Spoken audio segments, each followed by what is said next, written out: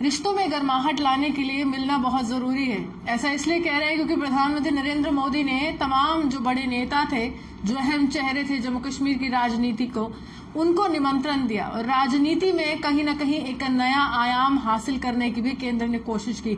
जहां एक तरफ से 5 अगस्त के बाद तमाम सियासी चेहरे जो कश्मीर की सियासत से ताल्लुक रखते थे वो सवाल उठा रहे थे, आखिरकार क्यों हमें बुलाया नहीं गया, क्यों हमसे बातचीत नहीं हो रही, और हम चाहते हैं केंद्र सरकार बातचीत करे।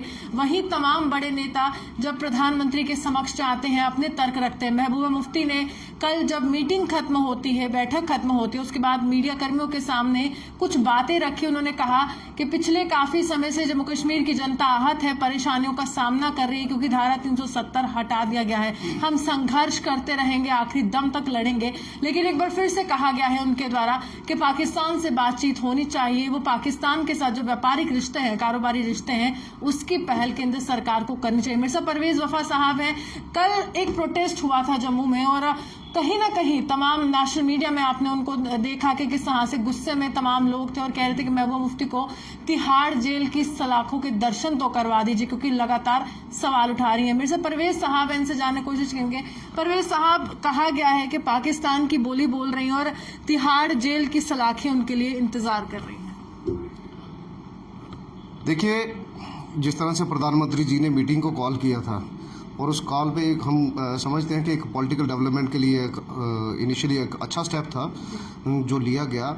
बट एक चीज़ आपको भी समझनी होगी, जिस तरह से जुल्म हमारी पार्टी प्रेसिडेंट या उनके रिलेटिव्स के ऊपर या उनकी मदर के ऊपर किया गया, उन सब चीज़ों को भुला के उन्होंने बड़ा दिल रख के वो भी तो दिल्ली गए हैं। और मैं कहना चाहता हूँ कि जो विरोधी पार्टियाँ थी, जो बाकी वाली पार्टियाँ थी, उनमें से कुछ पार्टियां तो ऐसी थी जो कहती थी कि ये गुपकार गैंग है, ये टेररिस्ट पार्टी है, ये आतंकवादियों की पार्टी है। तो अलग अलग नामों से हमें पहचानने वाले जो लोग थे, उन लोगों ने तो दिल्ली में जाते ही घुटने टेक दिए। वो लोग तो हाथ जोड़ के एक तरफ खड़े हो गए। उन्होंने कहा जो आप करेंगे हमें मंजूर है। बट पीपल्स डेमोक्रेटिक पार्टी का जो एजेंडा था, जो एजेंडा जम्मू के अंदर, मतलब हमारी स्टेट के अंदर रखा, जम्मू कश्मीर के अंदर, और वही एजेंडा जो है वो हमारी पार्टी ने दिल्ली के अंदर भी रखा। और मुझे नहीं लगता कि जो एजेंडा हमारी पार्टी ने रखा है वो सिर्फ हमारे तक महदूद है। वो महदूद जम्मू कश्मीर की आवाम तक है, जम्मू कश्मीर के लोगों तक है।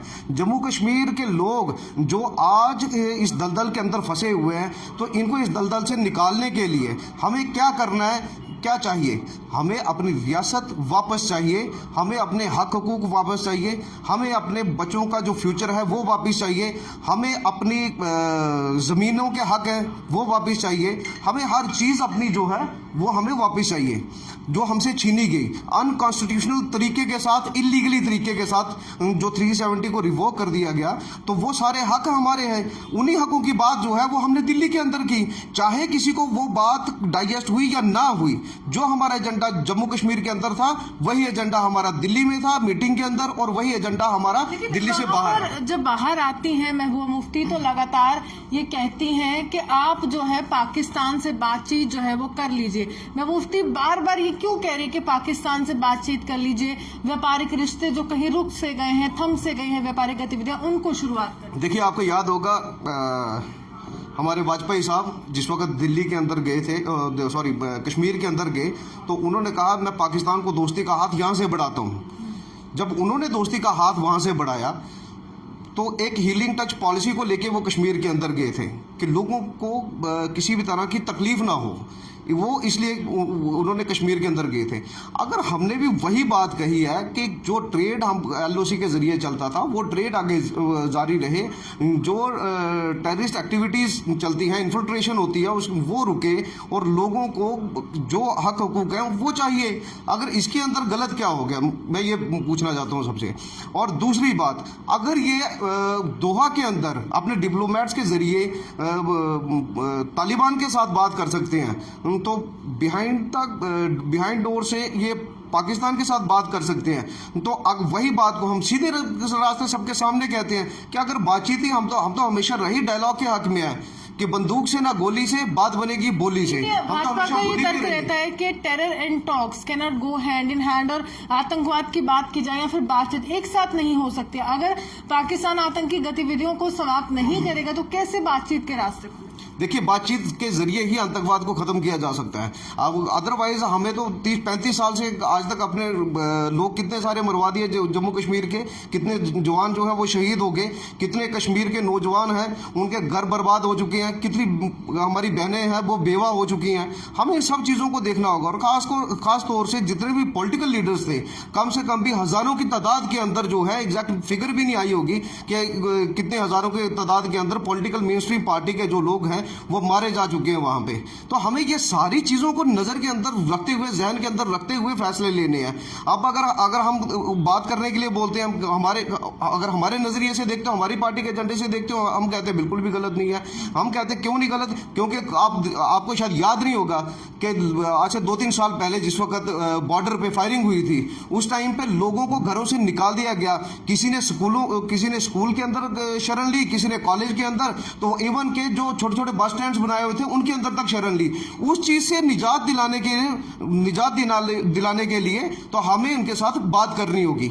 यही हमारा एजेंडा है। और दूसरी बात रही 370 की बात, 370 हमारा हक है, हमारा आईनी हक है, जिसको अनकॉन्स्टिट्यूशनल तरीके के साथ रिवोक कर दिया गया। हम उसको वापस लाने के लिए अगर महीनों सालों जब तक हमारा हक वापस नहीं आएंगे, हम इस लड़ाई को लड़ते रहेंगे। बेशक जो लोग कुछ कहते हैं कि इनको जेल के अंदर डाल दिया जाए, मैं कहता हूं क्या महात्मा गांधी जी जेल में नहीं गए थे? क्या भगत सिंह जी जेल में नहीं गए थे? जो जिस वक्त उनको जेल के अंदर डाला गया वो भी तो लोगों के हक के लिए खड़े हुए थे। अगर लोगों के हक के लिए अगर हमारे पार्टी के रहनुमा को भी अगर जेल के अंदर डाला जाता है तो हम कतई पीछे नहीं हटेंगे। लेकिन एक सवाल ये भी उठता है कि आप महात्मा गांधी का जिक्र कर रहे हैं, वो किसी पड़ोसी देश की बातचीत के लिए नहीं यहाँ पर लगातार उनकी मुखालफत कर रहे थे, वकालत कर रहे थे।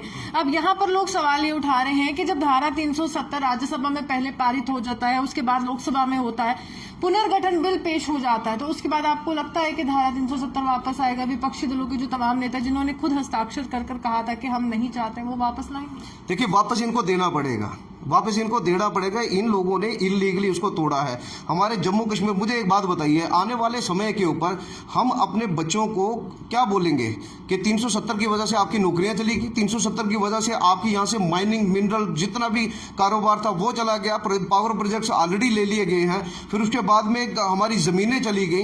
हम लोग क्या करेंगे यहाँ से क्या करेंगे? हमारे आने वाली जो नस्लें होंगी, जो फ्यूचर होगा, हम उनको क्या जवाब देंगे कि हमने आवाज़ नहीं उठाई? लेकिन भाजपा का तर्क रहता है कि सभी को तो नौकरी दे नहीं रहे हैं, नौकरी तो डोमिसाइल्स वालों को मिल रही है जो 15 साल से ज्यादा समय के साथ हैं, यहाँ पर रुके हुए हैं, या फिर पैरामिलिट्री फोर्सेस हैं, सीआरपीएफ के जवान हैं, उनके बच्चे यहाँ पर हैं।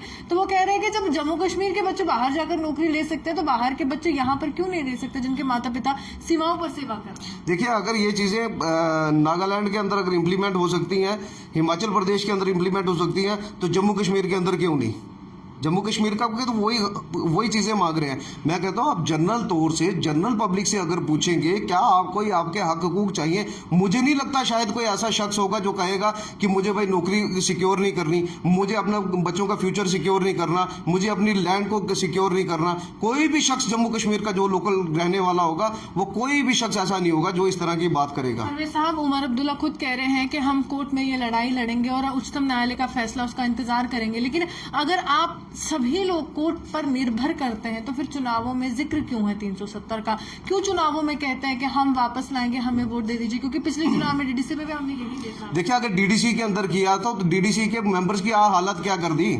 डीडीसी के मेंबर्स को तो धक्के मार के डीसी ऑफिस से भी बाहर निकाल दिया जाता है। वो एक ड्रामा कर रहा था इन्होंने, इन लोगों के पास और कोई एजेंडा नहीं था, उन्होंने एक ड्रामा करके वो ड्रामा खेला और उस ड्रामे का रिजल्ट ये निकला कि इन्होंने जम्मू कश्मीर के अंदर भाजपा ने खासकर अपनी शाख जो है वो खो दी है। और मुझे पूरा यकीन है खासकर जम्मू के लोगों से कि जितना कुछ जुल्म जम्मू के लोगों के साथ किया गया, आने वाले वक्त के अंदर उसका रिजल्ट जो है वो जम्मू कश्मीर की आवाम जो है वो इनको बताएगी। जिस तरीके के साथ सीएसएफ और बीएसएफ के जो एस्पिरेंट्स थे वो उनका 88 दिन तक धरना चलता रहा, भूख हड़ताल पर बैठे रहे, बट इनके कानों के अंदर जूं तक नहीं रहेंगी। हमारे वाइन शॉप के ट्रेडर्स जो थे सड़कों के ऊपर, इनके दफ्तर के बाहर, डिफकॉम ऑफिस के बाहर धरना देते रहे, किसी ने नहीं सुनी।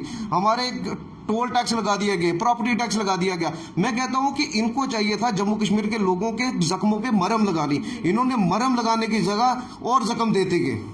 लेकिन आपसे आखिरी सवाल करूंगी, चलिए ये तो पुरानी बात है, अगर आगे चुनाव आते हैं कि पीडीपी सच में यही कहेगी कि 370 वापस लाएंगे, हमें चुनाव में कहीं ना कहीं मत दे दीजिए?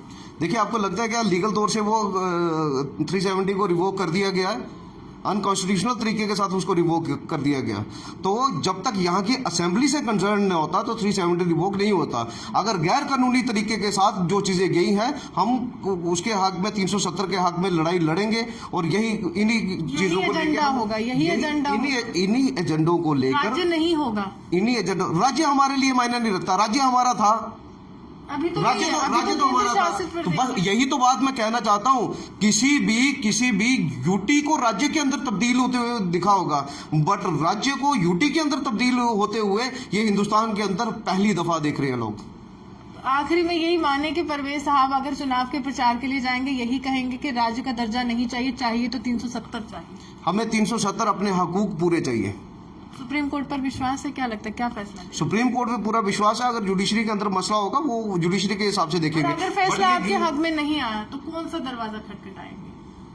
फैसला जब जिस वक्त यहाँ की असेंबली बनेगी फिर देखेंगे हम क्या आप अब सक्षम होंगे परवेज साहब, क्या लगता है अगला मुख्यमंत्री आपके खेमे से होगा, तमाम मंत्री आपके खेमे से होंगे? अगर राज्य नहीं बनता, आप ये भी ध्यान रखिए कि मंत्री कम होंगे, एमएलसी कोई नहीं होगा, तो आपको लगता है कि वो अगली सरकार में आपका कुछ नजरिया होगा, कोई दायित्व आपको मिलेगा? देखिए, पीपल्स डेमोक्रेटिक पार्टी का ये एजेंडा नहीं है कुर्सी पकड़नी, पावर पकड़नी। पीपल्स डेमोक्रेटिक का एजेंडा है लोगों की आवाज़ को बुलंद करना, जो जुल्म लोगों पे किए जाते हैं उन जुल्मों को बुलंद करना।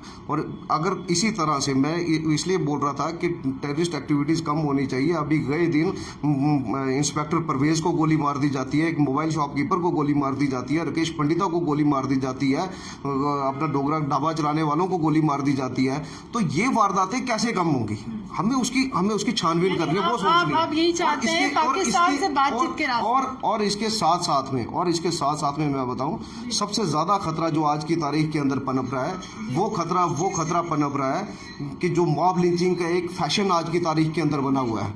जिस तरह से आपको याद होगा, रजौरी के अंदर ये परसों की बात है, एक शख्स अपनी भैंसों को लेके जा रहा था, लोग इकट्ठा होते हैं 5-6 लोग और उसकी हत्या कर देते हैं। वो वाहिद एक आदमी था, एजाज डार नाम का, वो वाहिद एक आदमी ऐसा था जिसने अपने 3 बहनों को भी देखता था और अपने बूढ़े माँ बाप को भी देखता था। और मुझे ये कहते हुए शर्म आती है कि एडमिनिस्ट्रेशन की तरफ से उनको 25,000 रुपया मुआवजा के तौर पे दिया जाता है। क्या 25,000 से आप किसी की जान वापस ला सकते हो? जान तो नहीं वापस ला सकते। बट मैं ये एक चीज़ और इसमें ऐड करूंगा कि कम से कम उनके घर के किसी मेंबर को नौकरी दी जाए और जो लोग इस तरह की चीज़ों के अंदर मुब्तला होते हैं उनके ऊपर लगाम कसी जाए। पाकिस्तान को उड़ी के हमने सबूत दिए हैं, जो उड़ी हमला किया था पुलवामा के लिए, फिर भी पाकिस्तान सुधरा नहीं। उसके बाद भी अगर महबूबा मुफ्ती कहेंगी कि पाकिस्तान से बातचीत की जाए, कहीं ना कहीं उनको लोग ये नहीं कहेंगे कि आप किस पाकिस्तान की वकालत कर रहे हैं? देखिए, पाकिस्तान की हम लोग वकालत नहीं करते, वकालत हम हिंदुस्तान की करते हैं, वकालत हम जम्मू कश्मीर के लोगों की करते हैं। हम ये सिर्फ ये बात कहते हैं कि जो काम आप बैकडोर एंट्री से करते हो वही काम हम कह रहे हैं कि आपकी सरकार में कितनी बैकडोर एंट्री से कितनी बातचीत आपने की? बातचीत, देखिए, पाकिस्तान के साथ बात करना वो सेंट्रल गवर्नमेंट का काम है। हम सिर्फ सेंट्रल गवर्नमेंट को कह सकते हैं कि इनके साथ बातचीत कीजिए। देखिए, जुल्म कहाँ पे हो रहा है? कश्मीर के अंदर। लोग कहाँ मारे जा रहे हैं? कश्मीर के अंदर। ठीक है, इसलिए मैं कहता हूं कि सबको कश्मीर चाहिए, जम्मू कश्मीर चाहिए, सिर्फ ज़मीनें चाहिए। वहाँ के लोग क्या चाहते हैं उनसे कोई लेना देना नहीं। अगर उनसे कोई लेना देना होता तो जो लोग, मैं कहता हूं, कल की मीटिंग के अंदर गए थे, ज़रा इनसे पूछो, इन्होंने एक सिंगल आवाज़ भी क्या जम्मू के लोगों के लिए उठाई? वहाँ पे इन्होंने क्या बोला? ये तो टोटली सरेंडर करके अपने आप को आगे, इन्होंने कहा हमें कुछ नहीं चाहिए थी, जो आप कर रहे हैं जी बहुत अच्छा कर रहे हैं। यही चीज़ लेके गए थे। ये बेवकूफ़ बनाते हैं यहाँ पे लोगों को। क्या हम आपके हक हकूकों की बात करेंगे, हम आपकी राइट्स की बात करेंगे, या आके ज़रा लोगों के बीच में बताए तो सही किन चीज़ों को लेके, किन एजेंडाज को लेके इन्होंने डिस्कशन की है वहाँ पे मीटिंग के अंदर। जो यहाँ के प्रेसिडेंट थे उनको तो बात करने का मौका ही नहीं दिया और सेकंड लाइन में के अंदर खड़ा करके रखा उनको। ये क्या बात बताएंगे लोगों को? लोगों के पास ये जाएंगे। जिस तरह से सुंदरमणि से धक्के मार के इनको निकाला गया था, उसी तरह से जम्मू के अंदर हर गली से इनको धक्के मार के निकाला जाएगा। मेरी बात ये याद रखिएगा, ये नोट कीजिएगा आप बात। चलिए, जनता रोषित है और जनता रोष चुनावों में प्रकट करती है और करना भी चाहिए। मैं तो यही कहूंगी, भारत को सबसे बड़ा लोकतांत्रिक देश कहा गया और चुनावी प्रक्रिया जब होती है, हर एक व्यक्ति को चुनाव में भागीदारी लेनी चाहिए, चाहे वो नेतृत्व करने के लिए आ गए या फिर वो जनता से हो। लेकिन अहम सवाल यही उठा रहे हैं कि आखिरकार पाकिस्तान की वकालत नहीं कर रही है, बल्कि चाहती हैं कि घाटी में जिस तरह से यहाँ पर लोग मर रहे हैं उसके लिए रोकथाम हो। और ये तर्क है परवेज वफा का। लेकिन हम यही कहेंगे, हिंदुस्तान की चर्चा कीजिए और हिंदुस्तान की प्रगति व विकास की चर्चा कीजिए, बेहतर होगा। आप यूं ही बने रहिए, देखते रहते न्यूज़ 9 24 रूहानी की रिपोर्ट।